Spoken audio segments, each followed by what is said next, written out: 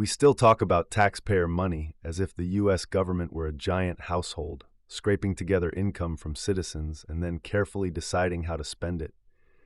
That story made more intuitive sense when the dollar was anchored to gold and money felt like a claim on something physically scarce. In a post-gold standard world, after the Nixon shock severed that link, the dollar looks less like a receipt for metal and more like a state-issued token in a vast economic game. Once you see the dollar as a token that the state issues and destroys, the usual narrative about taxes begins to crack. Government spending no longer looks like using up the public's money. Taxes no longer look like the primary way the state raises funds. Instead, spending is how new tokens enter circulation. And taxation is one of the main ways tokens are removed again, closer to a token burn in a crypto protocol than a paycheck deduction to refill a central pot. The question stops being where will we find the money and becomes how do we manage inflation, stability, and the social architecture of demand for this token? From gold pledges to floating tokens. For much of the 20th century, the US dollar carried an implicit and sometimes explicit promise. This many dollars could be exchanged for this much gold. Even if most people never redeemed dollars for metal, the peg acted as both a constraint and a story. It encouraged the intuition that dollars were claims on a fixed, scarce commodity. If the government spent too many into existence, it would eventually collide with the limits of its gold reserves. When the U.S. left the gold standard in the late 20th century, the Nixon shock, the nature of the dollar quietly changed. It ceased to be a convertible claim on a commodity and became, in a more honest sense, a state-issued token. The hard constraint moved away from how much gold do we have toward what happens to inflation, interest rates, and financial stability if we expand or contract the token supply. This does not mean the state became omnipotent. It means the limits are now real resource and inflation constraints instead of metal constraints. The government can always issue more of its own token, in the same way a game designer can always mint more in-game currency. The hard part is no longer creating tokens, but managing how their creation and destruction ripple through prices, incentives, distribution, and trust. The myth of taxpayer-funded tokens. In the household metaphor, the state must earn money through taxes before it can spend. In the actual operation of a fiat system, the sequence is essentially reversed. The state spends by marking up bank accounts, by creating new units of its own token inside the banking system. Most of the money we interact with is created by private banks making loans, but the state's token sits at the top of that hierarchy. Taxes and legal tender laws still anchor the whole structure to the dollar. Taxes then remove some of those units from circulation. That is why the taxpayers' fund spending story is backwards. The currency tokens have to exist in private hands before they can be paid back to the state. Logically, issuance through spending and financial operations must precede taxation. You cannot collect what does not yet exist. Thinking in terms of funding also hides what is really being managed. The state is not scraping together scarce tokens from citizens and rationing them out. It is balancing flows. How many new tokens are being issued versus how many are being removed relative to the economy's real productive capacity. The meaningful constraints are inflation, output, and political choices about who holds purchasing power, not a literal pile of taxpayer tokens in a vault. Deficits still matter, but less as evidence of running out of money, and more as signals about how aggressively the state is pushing net financial assets into the private sector. Taxes as token burn and demand anchor. In crypto, especially after mechanisms like EIP-1559, people became familiar with the idea of a protocol that both issues and burns its own token. New units are minted as rewards. Some portion of fees is burned to regulate supply. The point is not that the protocol is funded by those burns. It is that the protocol uses creation and destruction to shape the economic environment around the token. A modern fiat state behaves in a structurally similar way. It mints units of its own token, the dollar, through spending and financial operations. It destroys or burns those units through taxation. When you pay your taxes in dollars, those dollars do not go into a pot waiting to be spent again. Operationally, they are removed from the system. the liability the state previously issued is extinguished. Tokens that once circulated are now gone. Seen through this lens, taxes serve two core functions. First, they help manage the circulating supply of tokens, contributing to the control of inflationary pressure. Second, they create and maintain baseline demand for the token itself. If you must settle your tax obligations in dollars, you suddenly care a great deal about having dollars. You want your salary in dollars. Businesses want to price in dollars. Contracts, wages, and savings gravitate around that unit because the legal system and the tax authority insist on it. The requirement to pay taxes in a specific token acts like a protocol rule. To remain inside the game, you must hold and use the token. That anchors the token's relevance. It is one of the reasons a purely digital script with no intrinsic commodity backing can still organize an entire economy. Taxes are not primarily about raising money for the issuer.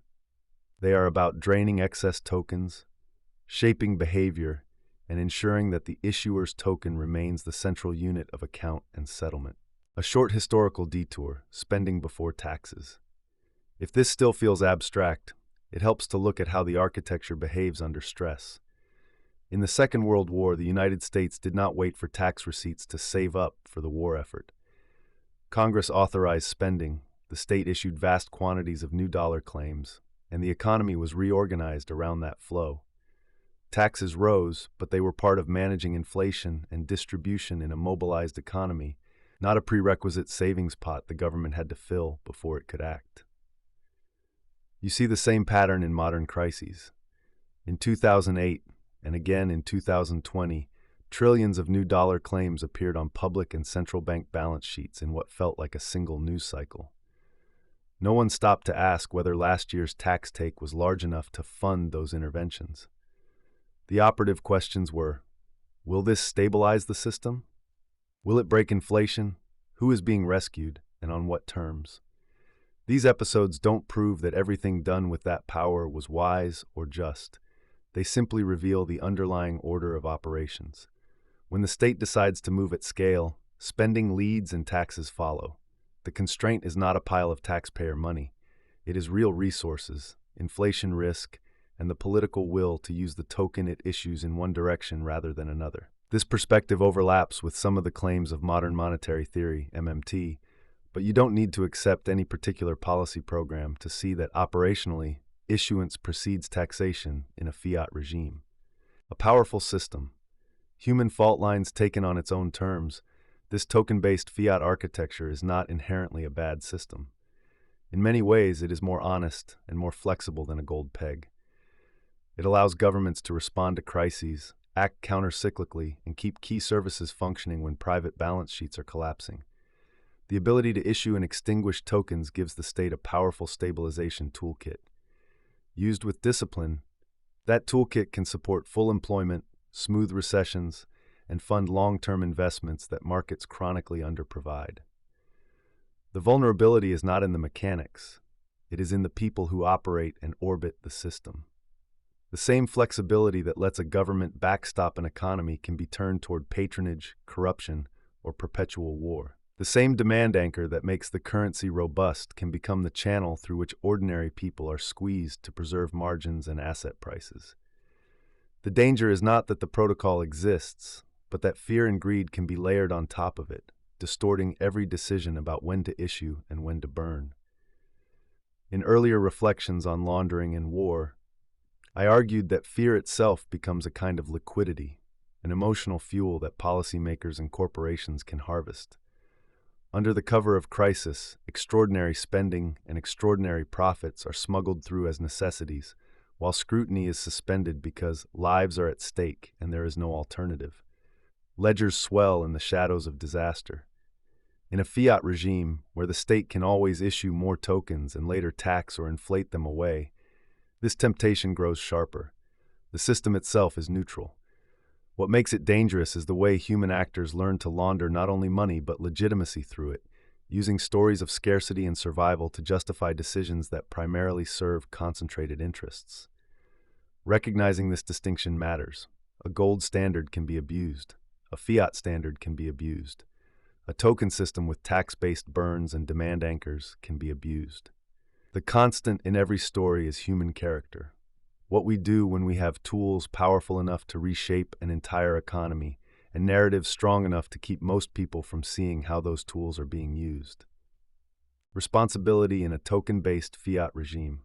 Once we recognize that the state as token issuer is not financially constrained in the way a household or firm is, responsibility shifts more squarely onto questions of priorities and effects. Can we afford it is the wrong first question. We should be asking, what are the inflationary risks? What are the opportunity costs? Who gains and who loses purchasing power as tokens are issued and burned? Whose fear and whose hope are being traded on to justify those choices? This reframing also changes how we see taxation. Taxes are not just the price of civilization or a pot that must be filled so the state can act. They are a lever for managing inflation, redistributing purchasing power, discouraging harmful activities, and underwriting the legitimacy of the token itself. Debates about tax policy become debates about how to tune the protocol of the economy, how to adjust token supply and demand, how to steer real resources toward public purposes, and how to do so without destabilizing prices or undermining trust. Underneath the technical questions sits a moral one. Do we design and use this system to launder fear into profit, or to translate collective capacity into shared resilience? In a world where the dollar is no longer a warehouse receipt for gold, but a state-backed token, clinging to the taxpayer funds everything story keeps us conceptually stuck. It casts the state as a dependent actor with its hand out rather than the issuer of the unit we all must use. Seeing taxes as token burn and demand anchor does not magically resolve our conflicts, but it does give us a clearer map of the terrain we inhabit now. A fiat world where the real limits are inflation, resources, and justice, and where the deepest risks arise not from the existence of the system itself, but from the very human ways we are tempted to wield it.